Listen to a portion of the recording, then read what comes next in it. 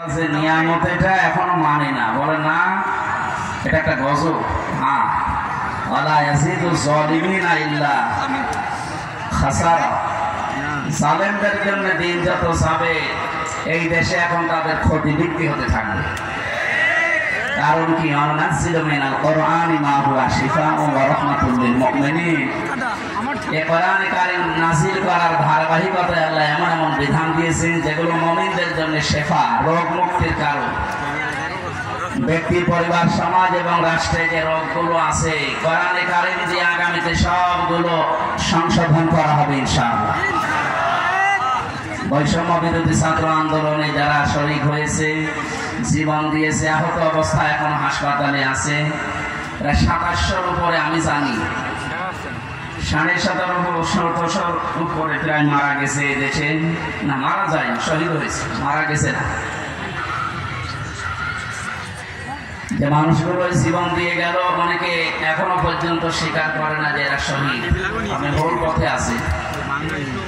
জালেমের জুলুমের সামনে নিজের জীবনটা পর্যন্ত যেরকম দিতে পারে সে শহীদ হবে নাকি আরেকবার মরে দেখানো লাগবে?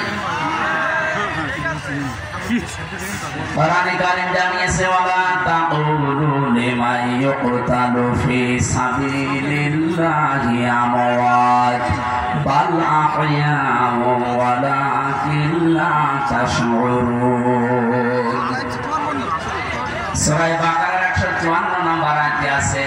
তাফসীর ইবনে কাসির আর ফি সিলালিল কোরআন দেখবেন ব্যাখ্যানি খাস। আল্লাহ পাক বলেন, মুখ দিয়ে কোনোদিন কথা বলবি না। যেহেতু মানুষ মুখ দিয়ে কথা বলে এই জন্য মুখের উপরে আল্লাহ নোটিশ দিয়েছেন। শুধু একজন দুইজনকে না, ওয়ালা তাকুলু, এটা বহু বচন। কেউ এ কথা বলার সাহস করবে না, কোনোদিন বলবি না যারা আমি আল্লাহর জন্য জীবন দিয়েছে এরা মারা গেছে। বরং এরা জীবিত, কিন্তু তোমার টের পাস না। এতটুকু আল্লাহ শেষ করেননি। আল্লাহ পাক বলেন, মানুষ মুখ দিয়ে কথা বলে, এরপরে অন্তর দিয়ে ধারণা করে। এই জন্য ধারণার উপর আল্লাহ দিয়েছেন নোটিশ। ওয়ালা তাহসাবান্নাল্লাযীনা কুতিলু ফি সাবিলিল্লাহি আমওয়াতা বাল আহইয়াউন ইনদা রাব্বিহিম ইয়ারযাকুন। সূরা আলে ইমরানের 159 নম্বর 69 নম্বর আয়াতে আছে। রব্বুল আলামিন বলেন, ধারণাও করবে না কোনোদিন মনে মনে যারা শহীদ হয়েছে মারা গেছে। না, এটা ধারণা করা যায়। এত মর্যাদা আল্লাহ তাদেরকে দিয়েছেন। এ মাওলানা রবিউল ইসলাম এখন মরার দরকার নেই। যদি মরে, ঈমান নিয়ে যদি মারা যায়, এটা এখন যুবক মানুষ এখন বাঁচবে, সারের কথা বলছে। মনে যদি ঈমান নিয়েও মারা যায়, কয়েকদিন আগে হজ করে এসেছে তো আলহাজ জাহাঙ্গীর আলম প্রফেসর মানুষ, উনি যেন মারা যায় ঈমান নিয়ে মারা গেল, কবরে রেখে আসবেন, ঘুমিয়ে পড়বে, কিয়ামতের আগে উঠবে, এর আগে আর খবর এতটুকু শেষ।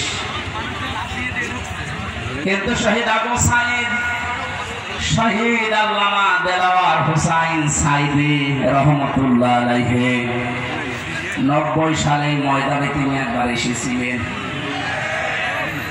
এখন চলছে 24 সাল। এই 34 বছরের ভেতরে এখানে আর কোরআনের কথা এভাবে মনে হয় হয়নি।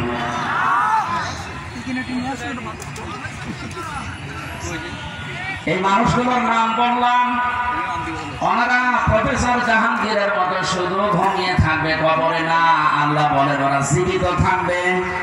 ইনদা রাব্বিহিম ইয়ারযাকুন, ওরা তাদের রবের কাছে রিজিক খাবে। সুবহানাল্লাহ।